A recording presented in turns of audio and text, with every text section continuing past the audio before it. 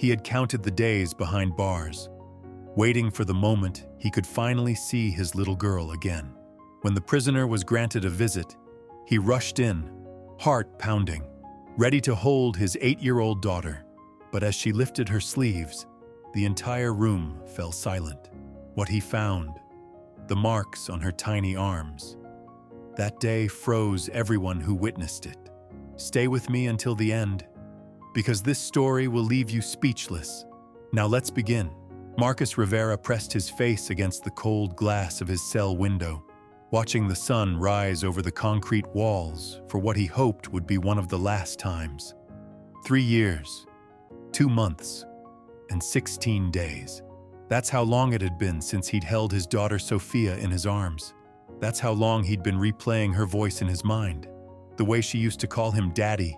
The way she'd run to him when he came home from work. The letter had arrived 2 weeks ago. Crisp white paper that felt like salvation in his trembling hands. Supervised visitation approved. After months of appeals, character references, and proving he'd completed every rehabilitation program the system offered, they were finally letting him see her. His baby girl was 8 now, 8 years old, and he'd missed 3 of them locked away in this place. Marcus had made mistakes, big ones, the kind that land you in orange jumpsuits and steel cages. But every single day behind these bars, he'd promised himself that when he got out, when he saw Sophia again, everything would be different. He'd be the father she deserved, the man he should have been all along. The visiting room at Riverside Correctional was exactly what you'd expect. Fluorescent lights that hummed like angry wasps, plastic chairs bolted to the floor, and guards stationed at every corner with their hands resting on their belts. The smell of industrial cleaner couldn't quite mask the underlying scent of desperation that seemed to seep from the walls themselves. Marcus sat at table 7, his leg bouncing nervously under the scratched surface.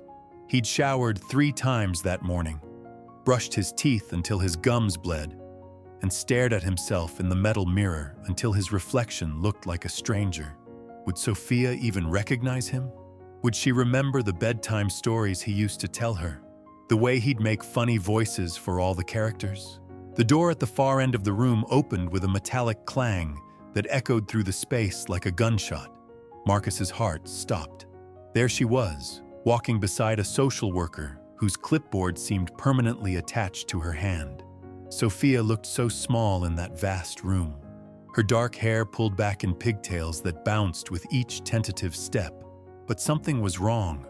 Even from across the room, Marcus could see it in the way she moved, the way she kept her arms pressed tight against her sides, the way her eyes darted around the room like a frightened animal looking for an escape route. The social worker, a stern-faced woman named Mrs. Henderson, guided Sophia to the table with practiced efficiency. Her voice was clipped, professional, devoid of any warmth as she explained the rules of the visit. 30 minutes. No physical contact beyond a brief hug at the beginning and end. All conversation would be monitored. Sophia slid into the chair across from her father, and Marcus felt his world shift on its axis. She was beautiful, more beautiful than he remembered, but there was something in her eyes that hadn't been there before. A shadow, a wariness that no 8-year-old should ever have to carry. "Hi, Princess," Marcus whispered, his voice cracking on the words he'd practiced 1,000 times in his cell. "You've gotten so big." Sophia nodded, but didn't speak. Her hands remained firmly planted on her lap, hidden beneath the sleeves of an oversized sweater that seemed to swallow her tiny frame. The silence stretched between them like a chasm, filled only by the distant murmur of other conversations and the rhythmic squeak of a guard's shoes on the linoleum floor. Marcus tried again, forcing brightness into his voice that he didn't feel. "How's school? Are you still the smartest kid in your class?" A ghost of a smile flickered across Sophia's face if he'd imagined it. She, gone so quickly, Marcus mumbled something about liking her art teacher, about learning to read chapter books. But her voice was so quiet he had to lean forward to catch the words. That's when it happened. As Sophia reached across the table for the small cup of water the social worker had provided, Her sleeve rode up her arm, just for a second, just long enough for Marcus to see what lay beneath the fabric. His blood turned to ice, red marks, angry inflamed welts that circled her thin wrist like a bracelet of pain. They looked fresh, some still raw and weeping, others scarred over in patterns that spoke of repeated trauma. These weren't accidents. These weren't the normal bumps and scrapes that came with childhood adventures. Someone had hurt his daughter. Someone had put their hands on his little girl and caused her pain. Marcus's vision tunneled. The room around him seemed to fade until there was nothing but Sophia's arm, those terrible marks, and the sound of his own heartbeat thundering in his ears. He reached out instinctively, wanting to take her hand, to examine the wounds, to demand answers. But Mrs. Henderson's sharp voice cut through his shock. "No contact, Mr. Rivera." Marcus pulled his hand back as if he'd been burned, but his eyes never left Sophia's face. She had noticed his reaction, had seen the horror in his expression, and now she was tugging frantically at her sleeve, trying to cover the evidence of whatever hell she'd been living through. "Sophia," Marcus said, his voice barely above a whisper. "Baby, what happened to your arm?" The little girl's eyes filled with tears that she blinked back with the practiced efficiency of someone far too young to be so skilled at hiding pain. She glanced nervously at Mrs. Henderson, then back at her father, and Marcus saw something in that look that made his stomach drop. Fear. His daughter was afraid. "I fell," Sophia whispered, the lie so obviously rehearsed that it physically hurt Marcus to hear it. "I fall down a lot." But Marcus had grown up in neighborhoods where children learned to lie about their bruises, where falling down the stairs became a common explanation for injuries that had nothing to do with gravity and everything to do with the monsters that lived in homes where they should have been safe. He knew the signs. He recognized the carefully constructed story, the way Sophia's eyes darted away from or in her voice that his when she spoke. The trem betrayed the fear behind her words. Mrs. Henderson was writing something on her clipboard, her pen scratching across the paper with mechanical precision. If she had noticed the exchange, if she had seen the marks on Sophia's arm, she gave no indication.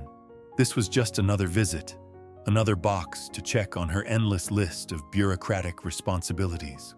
Marcus forced himself to breathe, to think clearly despite the rage that was building in his chest, like a storm gathering strength.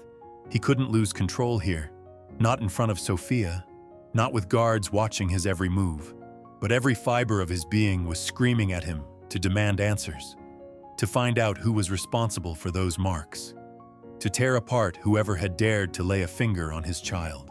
"Tell me about where you're living now, Princess," Marcus said, fighting to keep his voice steady and gentle. "Do you like it there?" Sophia's response was a barely perceptible shrug, her eyes focused on the table's surface, as if it held the secrets of the universe. She mumbled something about her foster family, about a big house with lots of rooms, but there was no enthusiasm in her voice, no spark of happiness that should come when a child talks about home. Foster family. The words hit Marcus like a physical blow. He'd known, of course, that Sophia would need somewhere to go when he was arrested. His ex-wife had died in a car accident when Sophia was 5, and there was no other family to speak of. But somehow, in all his planning and hoping for this day, he'd managed to avoid thinking too deeply about what Sophia's life had been like without him. Now, staring at those angry red marks on his daughter's wrist, he was forced to confront a reality that made his own imprisonment seem like a luxury resort in comparison. His little girl, his princess, had been placed in the care of strangers, and those strangers had failed her in the most fundamental way possible. The visit continued with painful awkwardness, Marcus desperately trying to connect with a daughter who seemed to be disappearing before his eyes, while Mrs. Henderson monitored their conversation with the enthusiasm of someone watching paint dry.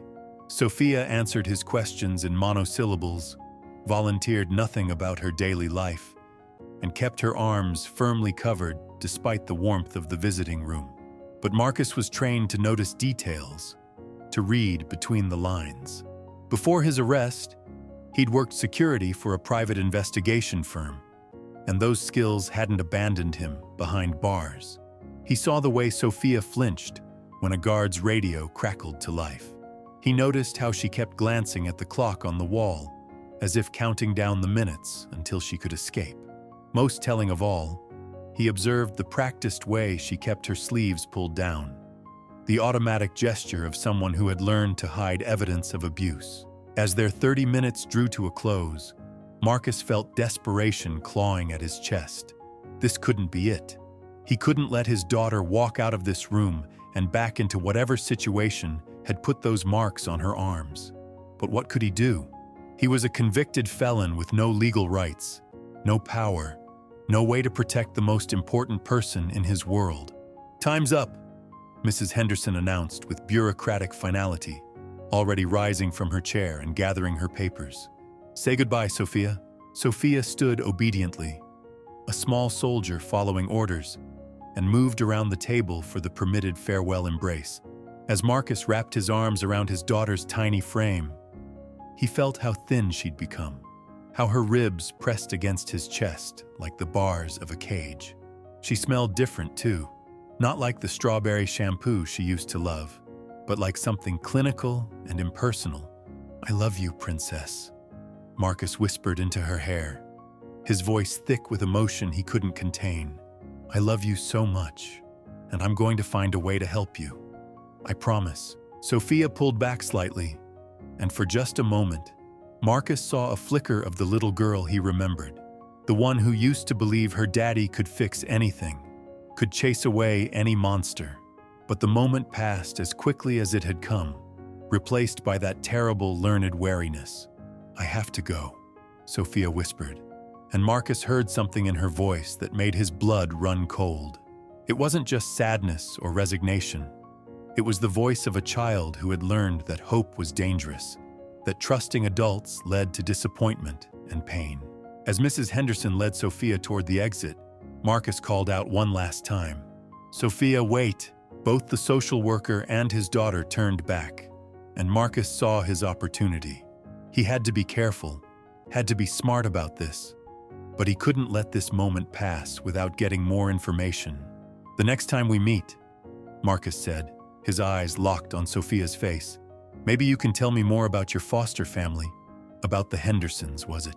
Mrs. Henderson's eyebrows rose slightly at the mention of the name, but Sophia's reaction was much more telling. Her face went pale, her eyes widened with what looked like panic, and she took an involuntary step backward. "The Mathesons," Mrs. Henderson corrected automatically, consulting her clipboard. "Sophia lives with the Matheson family." Marcus filed the name away in his memory, along with every other detail he'd gathered during this visit. The Mathesons. Whoever they were, they had his daughter, and based on what he'd seen today, they were failing in their most basic responsibility to keep her safe. As Sophia disappeared through the door and back into whatever nightmare she was living, Marcus remained seated at the plastic table, his mind racing with possibilities and plans. The guards would come soon to escort him back to his cell, but for now, he needed these few moments to process what he'd witnessed and figure out his next move. Those marks on Sophia's arm weren't going away. The fear in her eyes wasn't something that would fade with time. Every day his daughter remained in that situation was another day she was being hurt. Another day her childhood was being stolen from her by people who were supposed to protect her. Marcus had made a lot of mistakes in his life, choices that had landed him in this concrete box and cost him 3 years with his daughter. But he'd learned from those mistakes, had used his time behind bars to become a better man, a smarter man. And now, faced with evidence that his child was being abused, he was about to put those hard-learned lessons to use in ways the system never intended. The visiting room was emptying out now, other inmates saying their goodbyes to family members who would return to lives on the outside while they remained trapped behind steel and concrete. But Marcus felt a strange sense of purpose settling over him, a cold determination that had nothing to do with his own freedom and everything to do with his daughter's safety. He thought about the marks on Sophia's arm, the way she'd tried so desperately to hide them, The rehearsed lie about falling down. Someone in the Matheson house was hurting his little girl, and the people who were supposed to protect her, people like Mrs. Henderson with her clipboard and her bureaucratic indifference, were either blind to what was happening or simply didn't care enough to look. But Marcus cared. He cared more than anyone else in Sophia's world, and he was going to find a way to help her, even from behind these walls. Because being a father didn't stop when you put on an orange jumpsuit, and love didn't diminish just because steel bars separated you from the person who mattered most. As the guards finally approached to escort him back to his cell, Marcus stood with new resolve burning in his chest. He had work to do, calls to make, favors to call in from people who owed him from his life before. The system had failed his daughter, but he wouldn't. Not again. Not when she needed him most. The marks on Sophia's arms had told him everything he needed to know. His little girl was in danger, and he was the only one who seemed to care enough to do something about it. Prison walls had contained his body for over 3 years, but they hadn't broken his spirit, and they certainly weren't going to stop him from protecting his daughter. The walk back to his cell felt different this time. Marcus moved through the corridors with purpose, his mind already 3 steps ahead of his feet. The other inmates he passed seemed to sense something had changed in him, the way predators recognize when prey transforms into something more dangerous. His shoulders were straighter, his jaw set in a way that spoke of decisions made and lines drawn in concrete. Cell Block D was quieter during visiting hours, most of the men either entertaining their own guests or sleeping off the disappointment of another Sunday without visitors. Marcus's cellmate, Tommy Rodriguez, was hunched over a letter from his sister, his lips moving silently as he worked through the words. Tommy had been inside for 8 years, armed robbery gone wrong, but he'd become something of a scholar during his time behind bars, teaching himself to read and write with the determination of a man who knew education was his only ticket out. Marcus sat heavily on his bottom bunk, the thin mattress creaking under his weight. The image of Sophia's arm burned in his mind like a brand, those angry red welts that spoke of systematic abuse, of pain inflicted by someone who should have been protecting her. He closed his eyes and tried to remember everything Mrs. Henderson had said, every detail about Sophia's living situation that might give him a clue about what was really happening in the Matheson house. The Mathesons. He repeated the name like a mantra, embedding it deep in his memory alongside every other piece of information he'd gathered. Foster family, big house with lots of rooms, and somewhere in that house, his 8-year-old daughter was learning to hide bruises and rehearse lies about falling down. Tommy looked up from his letter, sensing the tension radiating from his cellmate. The 2 men had shared this 8x10 space for over a year, and in that time, they'd developed the kind of careful friendship that prison demanded. They watched each other's backs, shared commissary items when money was tight, and maintained the unspoken understanding that everyone inside was fighting battles the outside world couldn't comprehend. "How'd the visit go, hermano?" Tommy asked, folding his letter carefully and tucking it under his pillow. "You look like you saw a ghost." Marcus opened his eyes and stared at the concrete ceiling above him, counting the cracks that spider-webbed across the surface like a roadmap of institutional neglect. How could he explain what he'd witnessed? How could he put into words the way his heart had shattered when he saw those marks on his daughter's skin? "Someone's hurting my kid," Marcus said simply, his voice flat and emotionless in the way that meant he was holding back a storm. "Someone's putting their hands on my little girl, and I'm stuck in here like a caged animal." Tommy sat up straighter, his letter forgotten. In the complex social hierarchy of prison, crimes against children occupied a special category of revulsion. Even hardened criminals, men who had committed acts of violence that would haunt normal people's dreams, drew the line at hurting kids. It was an unwritten code, a moral boundary that even the most amoral respected. "You sure about that?" Tommy asked, his voice careful and measured. "Sometimes kids get banged up, you know? Playing, falling off bikes, getting into scraps with other kids. Marcus turned his head to look at his cellmate, and Tommy saw something in those eyes that made him wish he'd kept his mouth shut. There was a coldness there, a calculating fury that belonged to a different kind of man than the one he'd been sharing a cell with for the past year. "These weren't playground injuries," Marcus said quietly. "These were marks that someone put there on purpose. Marks that she's been trained to hide and lie about." The weight of those words settled over the cell like a suffocating blanket. Tommy had kids of his own on the outside, 2 boys he hadn't seen in 3 years, and the thought of someone hurting them made his hands clench into fists automatically. "What are you going to do?" Tommy asked, though he suspected he already knew the answer. Marcus sat up, swinging his legs over the edge of the bunk. From under his thin mattress, he pulled out a small notebook, its pages filled with careful handwriting. Phone numbers, addresses, names of people from his old life who might still owe him favors. He'd been saving these contacts for his eventual release, networking opportunities that might help him rebuild his life on the outside. But now, staring at Sophia's terrified face in his memory, he realized that his own future meant nothing if his daughter didn't have one. "I'm going to make some calls," Marcus said, flipping through the pages of his notebook. "There are people I used to work with, people who know how to find information, how to get things done quietly." Tommy nodded slowly. He understood the language Marcus was speaking, the careful euphemisms that meant he was about to cross lines that couldn't be uncrossed. In the outside world, Marcus had worked security and investigations, which meant he knew people in law enforcement, private security, and the gray areas in between where justice sometimes wore unofficial uniforms.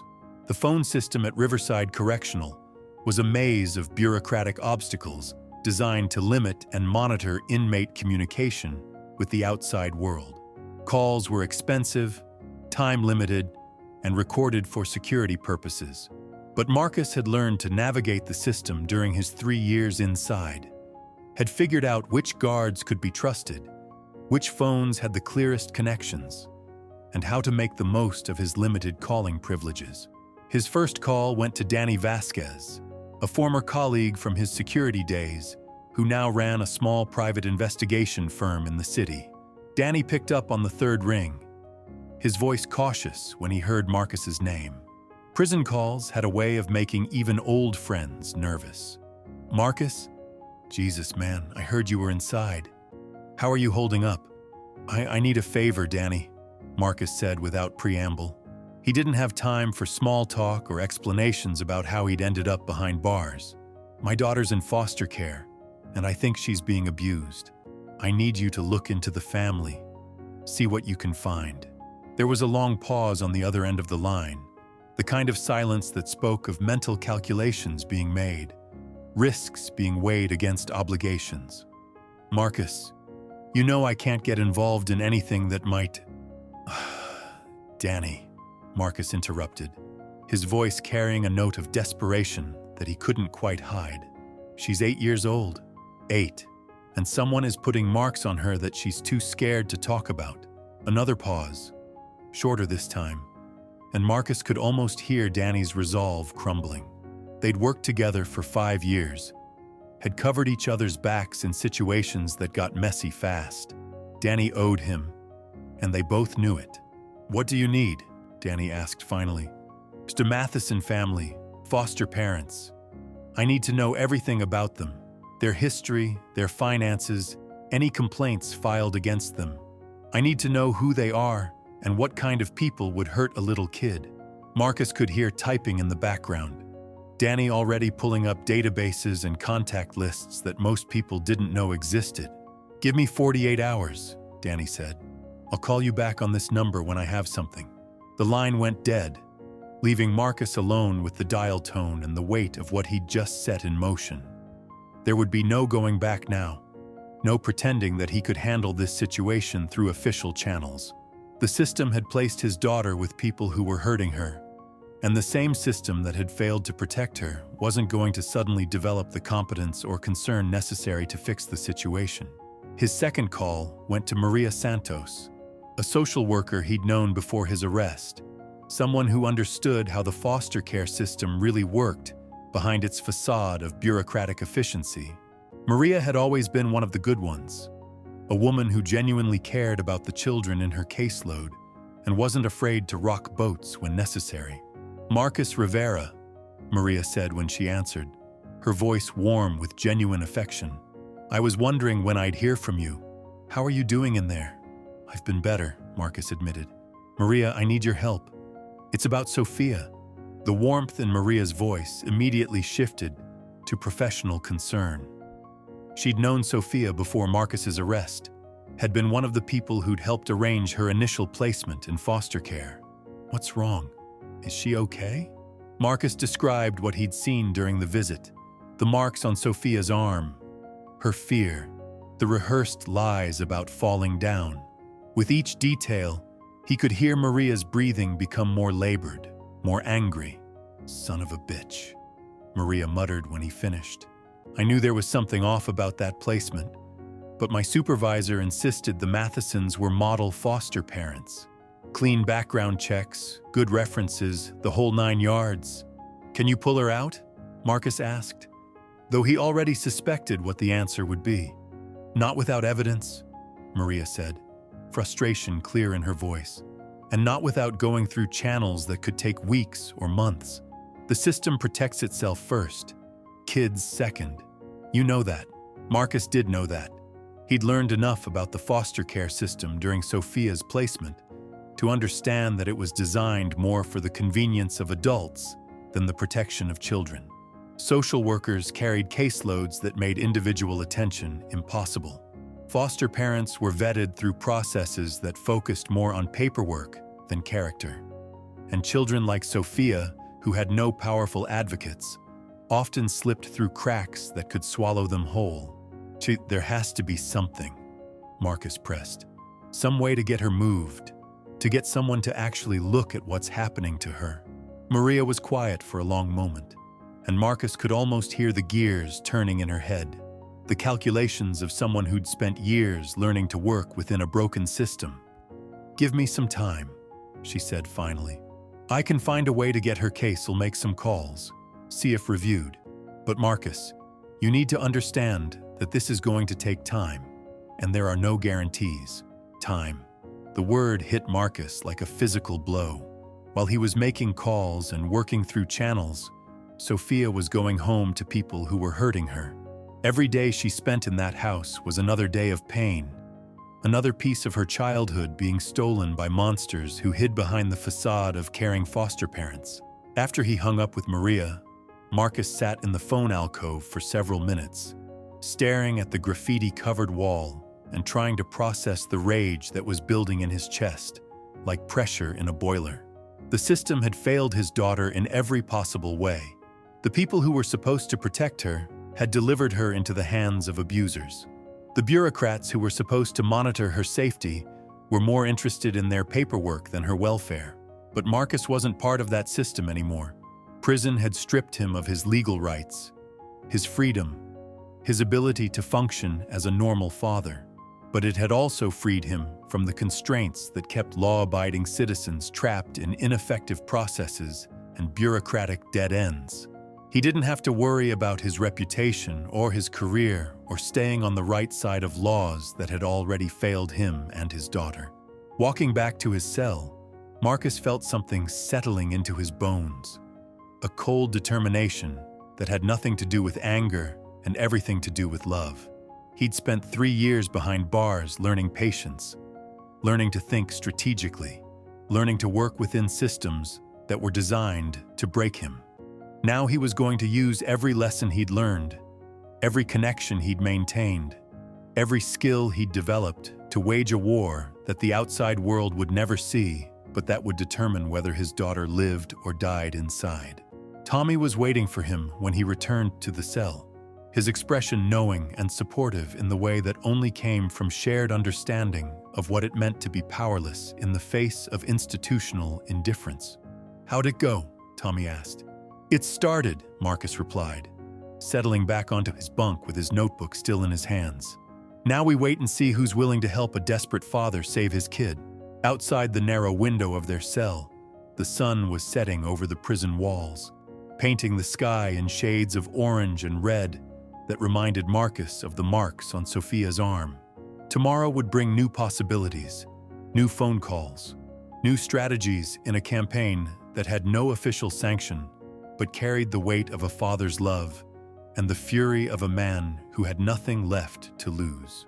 The next morning arrived with the mechanical precision that defined every day behind bars.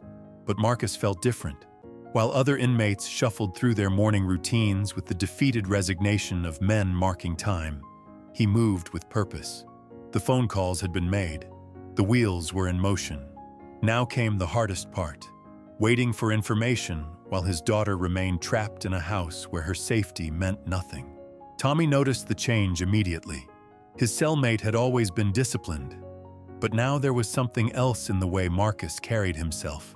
A coiled energy, like a predator preparing to strike. "You sleep at all last night?" Tommy asked, watching Marcus methodically fold his few belongings with military precision.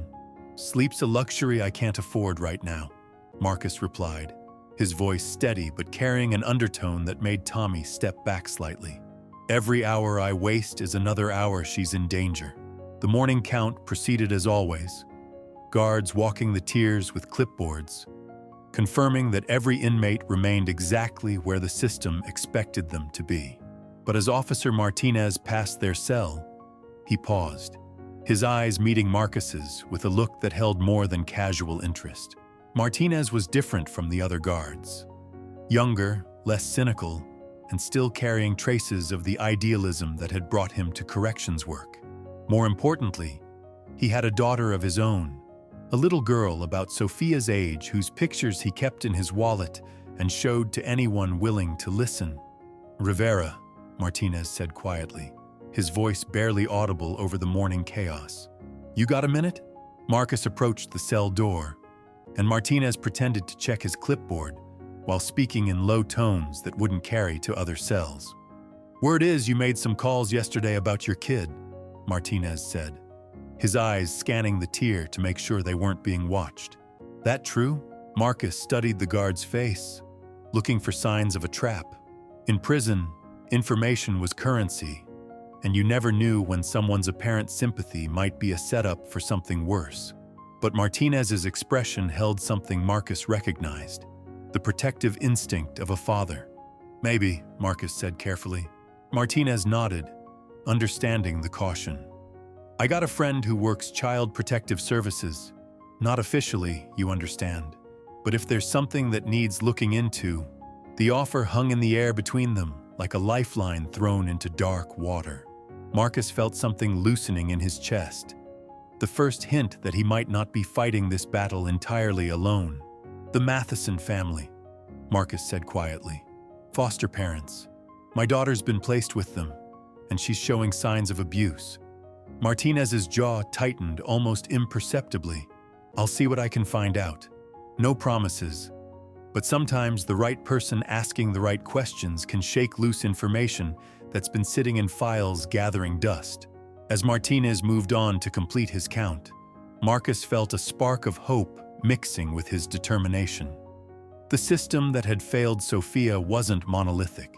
There were people within it, people like Martinez and Maria Santos, who still remembered that their job was supposed to be about protecting the innocent. But hope was dangerous in a place like this. Marcus had seen too many inmates destroy themselves chasing fantasies of early release or overturned convictions.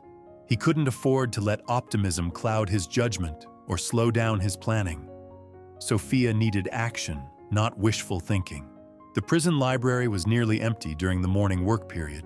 Most inmates assigned to kitchen duty or maintenance tasks that kept the institution running. Marcus had requested library time months ago, part of his ongoing education program that looked good in his file and gave him access to resources that might prove useful. The computers were ancient, their screens flickering with the persistence of technology that should have been retired years ago. But they had internet access, limited and monitored though it was, and Marcus had learned to make the most of the restricted browsing time allocated to each inmate.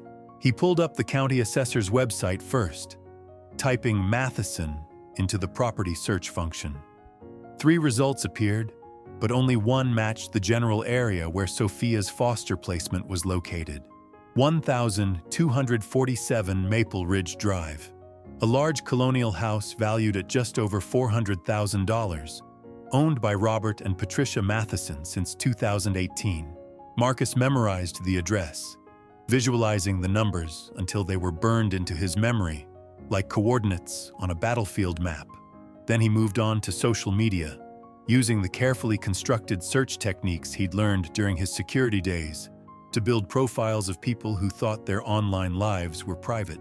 Patricia Matheson's Facebook page was a masterclass in false presentation. Photos of smiling children at birthday parties, holiday gatherings that looked like stock photography, inspirational quotes about the rewards of fostering children who needed love. The comments below each post painted a picture of a woman beloved by her community, a saint who opened her home to society's most vulnerable children. But Marcus knew how to look past the surface presentation. He noticed that the same children rarely appeared in multiple photos, suggesting a high turnover rate that might indicate problems in the home. He saw that Patricia's posts about fostering were always generic, lacking the specific details and genuine emotion that real caregivers typically shared when talking about their children. Most telling of all, he noticed what wasn't there. No photos of Sophia, no mentions of a new placement, no celebration of bringing another child into their loving home. Either Patricia was unusually private about her newest foster child, or Sophia's presence in the house was something she preferred not to advertise. Robert Matheson's online presence was more limited, but equally revealing. A LinkedIn profile that listed him as a regional manager for a medical supply company, with employment gaps that coincided with Patricia's most active periods of foster care. A few scattered posts on local community forums, always presenting himself as an upstanding citizen concerned about property values and municipal services. But buried deep in a thread about neighborhood watch activities, Marcus found something that made his blood run cold. A post from Robert complaining about problem children in the area, suggesting that foster kids were inherently troubled and brought down the quality of the neighborhood. The casual cruelty of the comment, the assumption that children removed from dangerous situations were somehow to blame for their circumstances, revealed a mindset that Marcus recognized from his security work. These weren't people who had opened their home out of compassion for children in need. They were people who saw foster care as a business opportunity, collecting monthly payments from the 2 children who estate while providing minimal care, no advocates, and no voice. Marcus closed the browser and sat back in his chair, his mind processing the information he'd gathered. The picture emerging was of a couple who had learned to game the system, presenting themselves as model foster parents while treating the children in their care as sources of income rather than human beings deserving of love and protection. But knowing what the Mathesons were and proving it were 2 different things entirely. Sophia's marks were evidence of abuse, but without proper documentation, without official reports, without witnesses willing to testify. They were just Marcus's word against that of people who had spent years building reputations as pillars of the community. The library's phone rang, its shrill tone cutting through the quiet atmosphere like an alarm. Fed with the wee librarian, Mrs. Chen, answerary efficiency of someone who had dealt with countless institutional calls over the years. "Marcus Rivera," she called out, her voice echoing in the nearly empty space. "You have a phone call." Marcus felt his heart rate spike as he walked to the phone, hoping it was Danny with information about the Mathesons, but preparing himself for disappointment. Prison had taught him to expect the worst while working toward the best. "Marcus?" Danny's voice came through the line with unusual urgency.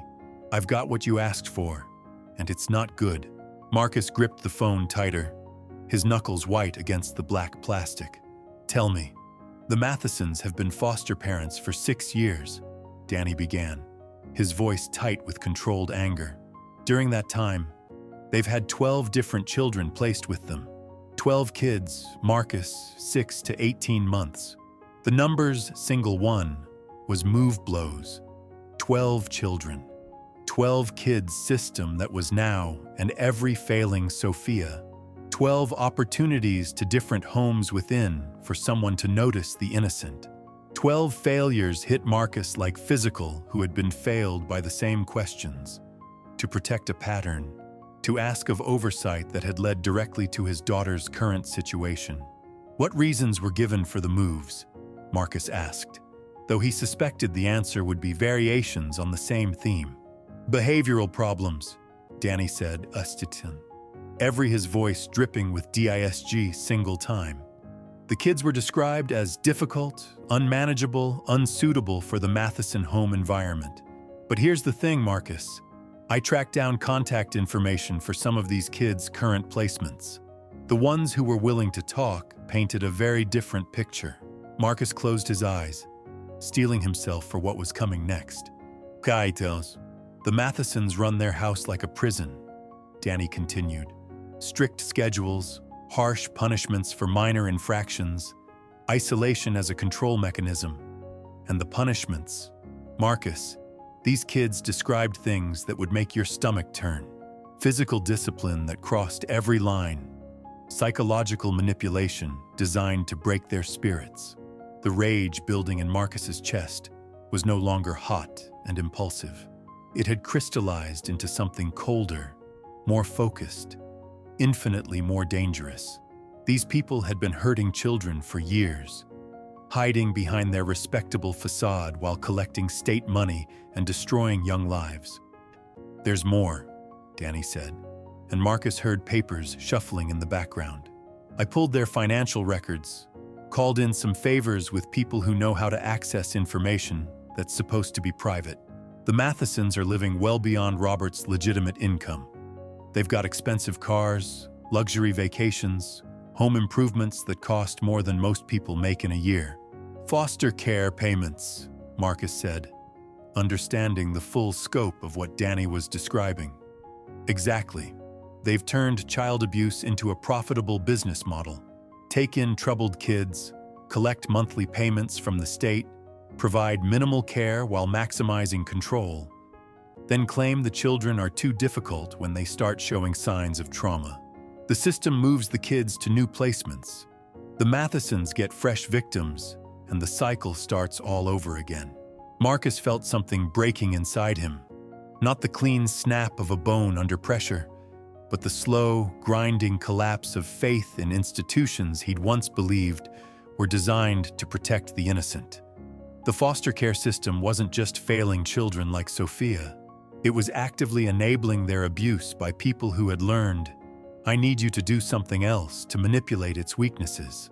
Danny, for me, Marcus said, his voice carrying a tone that made his old friend straighten up on the other end of the line.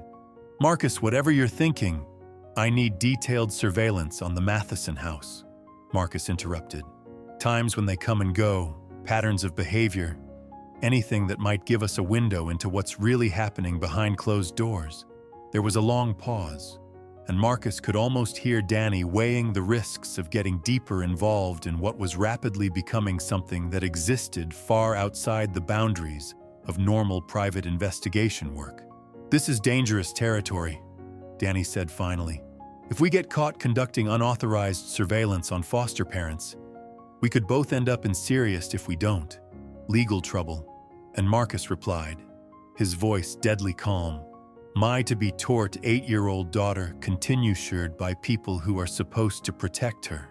Another pause, shorter this time, and Marcus knew he'd won. 48 hours, Danny said. I'll have a team watching the house, documenting everything they can observe from public spaces. But Marcus, this has to be strictly observational.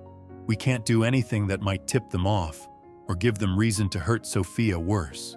The call ended, leaving Marcus alone with the dial tone and the weight of actions that couldn't be undone.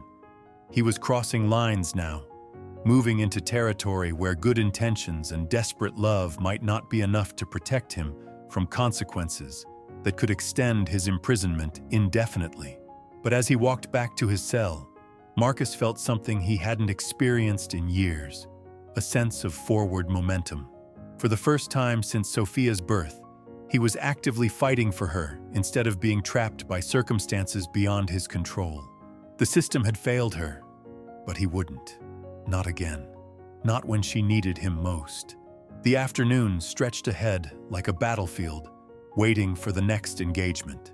Marcus had made his calls, set his plans in motion, and now came the most difficult part of any military operation, maintaining focus and discipline while waiting for intelligence that could change everything.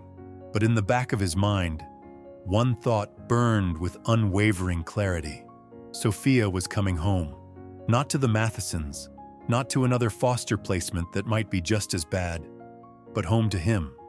Whatever it took, whatever lines he had to cross, whatever prices he had to pay, he was going to make sure his daughter never spent another night in a house where she had to hide bruises and rehearse lies about falling down. The war for Sophia's life had begun, and Marcus Rivera intended to win it. Tommy watched from his bunk as Marcus paced the narrow cell like a caged predator, his movements sharp and purposeful despite the confined space. 3 days had passed since the surveillance operation began, and the waiting was eating away at both men's nerves. Every hour that ticked by meant another hour Sophia remained trapped in that house of horrors. "You're gonna wear a hole in the floor, hermano," Tommy said quietly, though he understood the restless energy consuming his cellmate. Danny said 48 hours. Sometimes these things take longer than expected. Marcus stopped pacing and turned to face Tommy, his eyes holding that same cold fire that had appeared after the visit with Sophia. "Every minute we waste is another minute she's suffering. Those animals have had her for months, Tommy. Months of putting their hands on my little girl while I sat here playing by rules that were designed to keep me powerless." The sound of footsteps echoing down the corridor made both men freeze. Officer Martinez appeared at their cell door, his expression carefully neutral, but his eyes carrying a message that made Marcus's pulse quicken. In his hand was a small piece of paper, folded tightly and palmed with the skill of someone who'd learned to pass information without attracting attention. "Rivera," Martinez said in his official voice, loud enough for any listening ears.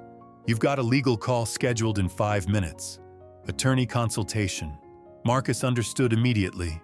There was no attorney call scheduled, but Martinez was providing cover for communication that needed to happen outside the normal channels. As they walked toward the phone area, Martinez's pace slowed almost imperceptibly. "My friend in CPS pulled some files," Martinez said under his breath, his words barely audible over the ambient noise of the prison. "What she found is going to make you sick, but it's also going to give you ammunition." They reached the phone bank, and Martinez positioned himself so that his body blocked the view of other guards, while Marcus unfolded the small piece of paper. The handwriting was cramped and urgent, but every word hit Marcus like a physical blow. "Matheson case file review. 3 previous complaints filed and dismissed.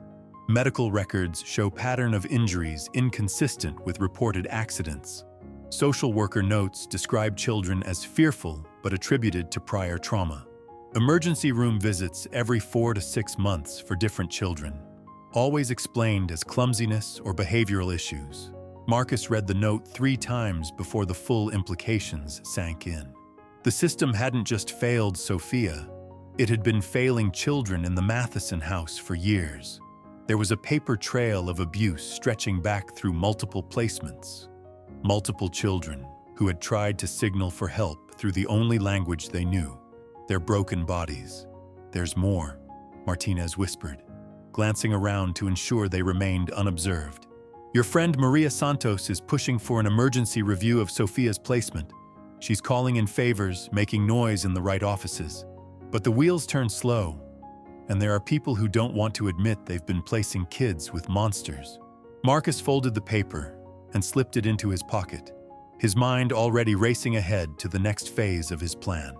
The official channels were moving, but not fast enough. Sophia couldn't wait for bureaucrats to overcome their institutional inertia and acknowledge what had been hiding in plain sight for years. "Shatusu, tell your friend I said thank you," Marcus said, his voice carrying a weight that made Martinez nod solemnly. "And tell her to keep pushing, no matter who tries to slow her down." As Marcus walked back to his cell, he felt the familiar sensation of pieces falling into place, the same tactical clarity that had served him well during his security work. The enemy was identified, their methods were understood, and now it was time to execute a plan that would remove Sophia from danger permanently.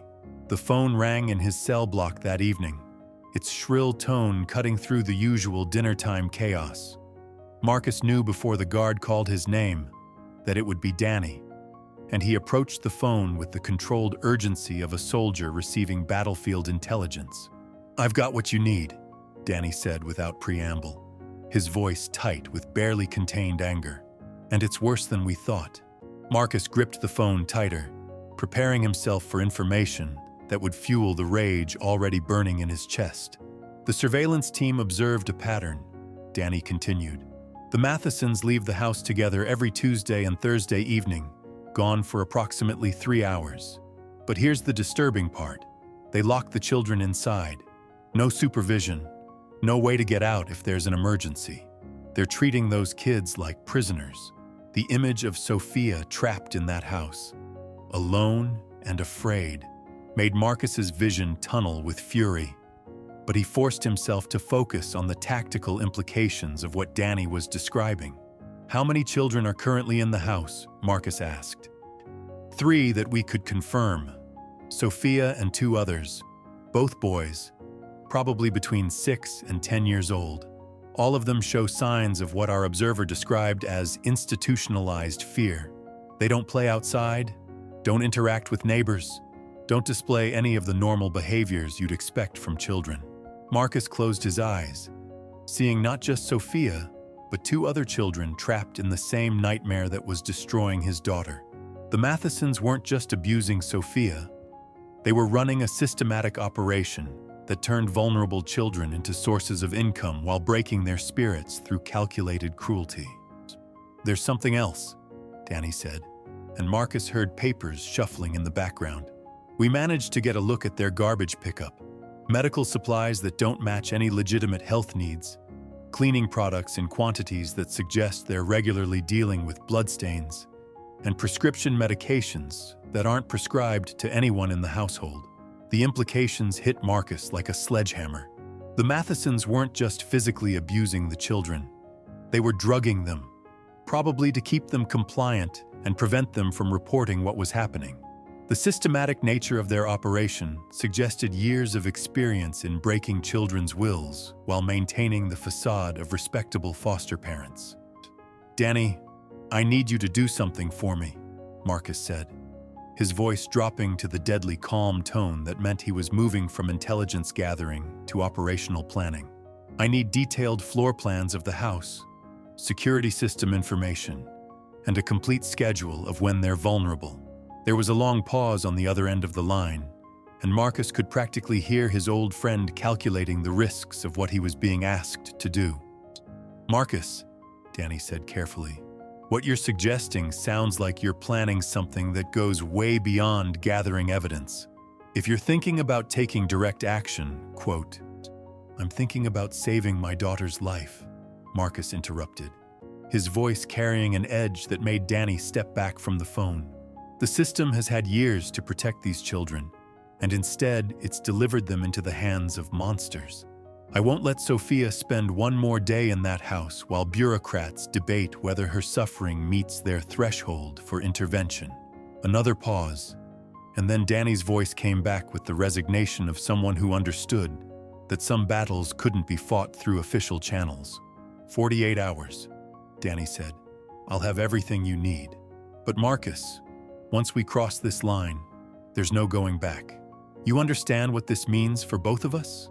Marcus understood perfectly. He was asking his friend to become an accessory to whatever action he decided to take, potentially destroying both their futures in the process. But when he thought about Sophia's terrified eyes, about the marks on her arm, about 2 other children trapped in the same hell, the choice became crystal clear.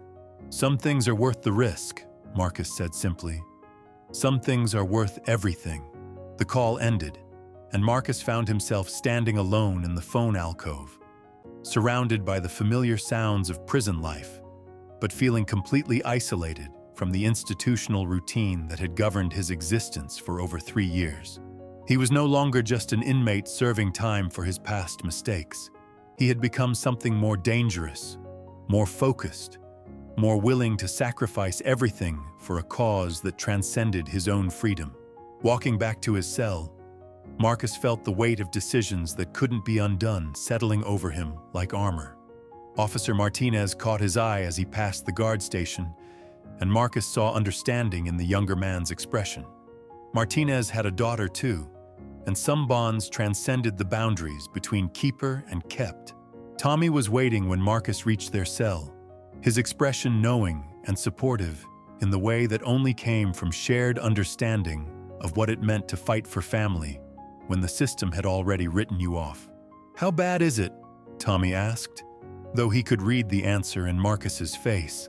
"Bad enough that I'm going to do something that will probably keep me in here for the rest of my life," Marcus replied, settling onto his bunk with the careful movements of someone conserving energy for a battle ahead.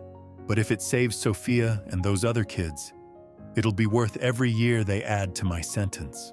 Tommy nodded slowly, understanding the calculation that every father in their situation eventually faced. The choice between personal freedom and a child's safety wasn't really a choice at all. It was just a test of how much love could overcome the fear of consequences. "What do you need from me?" Tommy asked, and Marcus felt a surge of gratitude for the friendship that had developed between them during their time sharing this concrete box. "I need you to keep your head down and stay out of whatever's coming," Marcus said. "You've got your own family to think about, your own release date to protect. This is my fight." But even as he said the words, Marcus knew that Tommy wouldn't listen. Prison had a way of creating bonds that went deeper than blood, connections forged in shared suffering that couldn't be broken by practical considerations or self-preservation instincts. The next morning brought news that changed everything.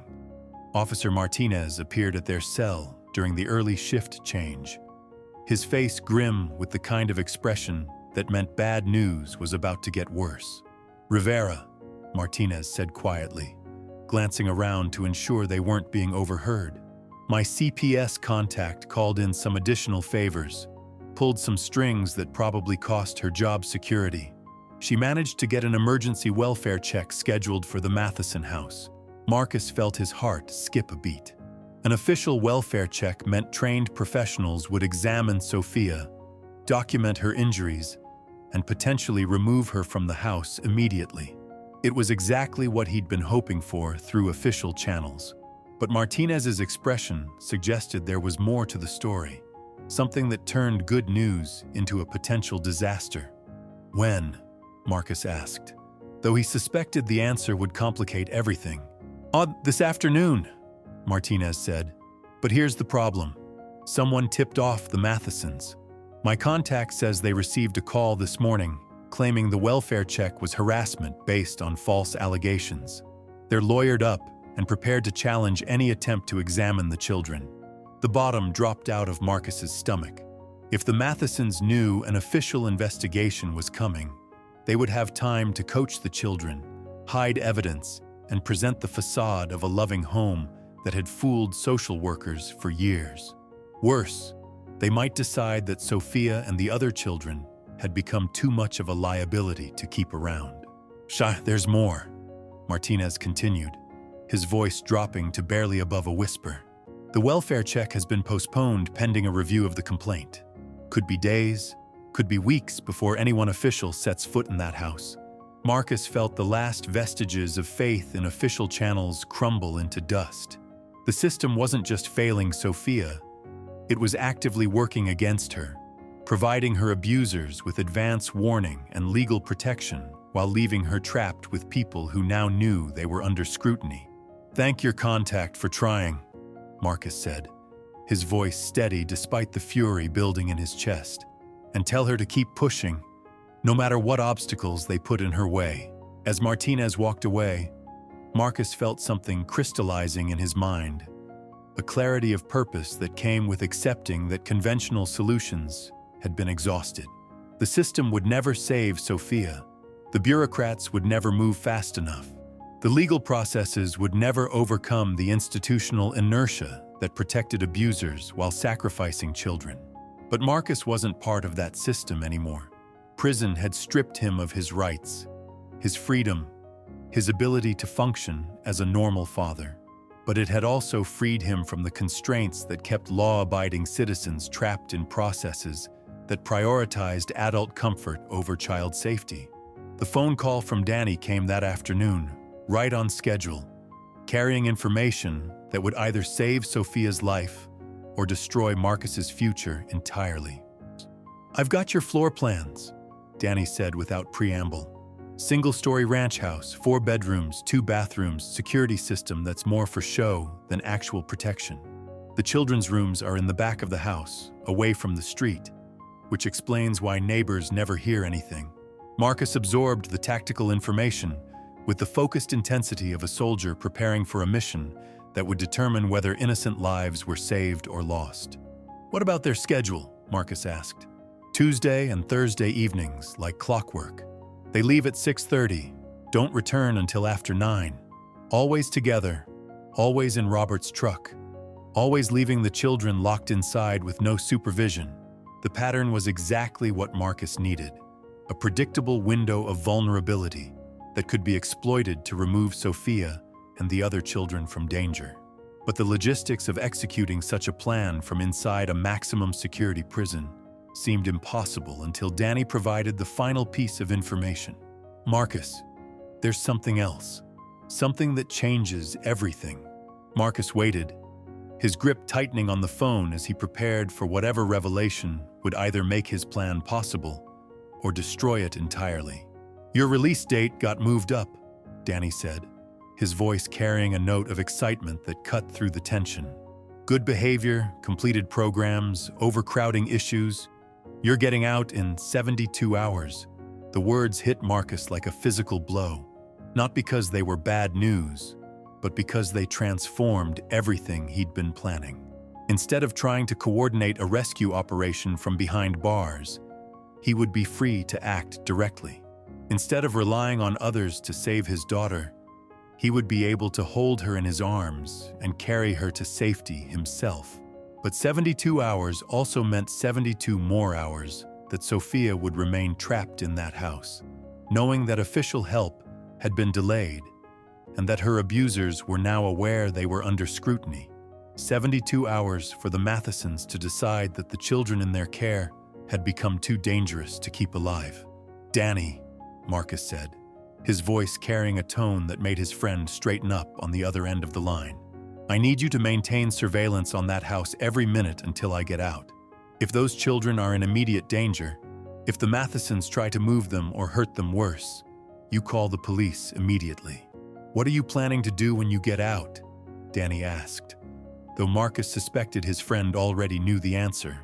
"I'm going to bring my daughter home," Marcus said simply, "and I'm going to make sure Robert and Patricia Matheson never hurt another child again." The line went quiet for a long moment, both men understanding that they were discussing actions that would cross every legal and ethical boundary that separated civilized society from vigilante justice. "I'll be ready," Danny said finally. "Whatever you need, whenever you need it." As Marcus hung up the phone and walked back to his cell, he felt the weight of approaching freedom mixing with the terrible responsibility of what that freedom would require him to do. In 72 hours, he would no longer be prisoner number 47,291. He would be Sophia's father, armed with information about her abusers and freed from the constraints that had kept him powerless for over 3 years. The Mathesons had spent years hiding behind their respectable facade while destroying children's lives. They had corrupted a system designed to protect the innocent, turning it into a machine that delivered victims directly into their hands. They had counted on the institutional inertia that protected adults at the expense of children, the bureaucratic processes that moved too slowly to save lives that hung in the balance, But they had never counted on Marcus Rivera. They had never imagined that one of their victims had a father who loved her more than he feared consequences, who had spent 3 years in prison learning patience and planning and the careful art of violence when violence became necessary.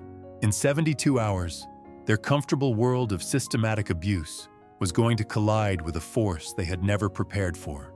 And when that collision came, Sofia was finally going to come home. Marcus Rivera's story reminds us that love doesn't recognize bars or boundaries. When the system failed Sofia, when bureaucracy moved too slowly and officials looked the other way, a father's determination became her only hope. The marks on her arms weren't just evidence of abuse. They were a call to action that couldn't be ignored. Sometimes justice wears an orange jumpsuit. Sometimes protection comes from the most unexpected places. Marcus had 72 hours to transform from prisoner to protector, and Sofia's life hung in the balance of every decision he would make once those prison gates opened. The Mathesons thought they were untouchable, hidden behind their respectable facade and protected by a system that valued paperwork over children's lives. They never imagined that love could be more dangerous than any weapon, or that a father's fury could burn through every obstacle they'd built around themselves. What would you do if your child's life depended on crossing lines you never thought you'd cross? How far would you go to save the person who matters most? Marcus Rivera was about to find out, and his answer would determine whether Sofia ever felt safe again.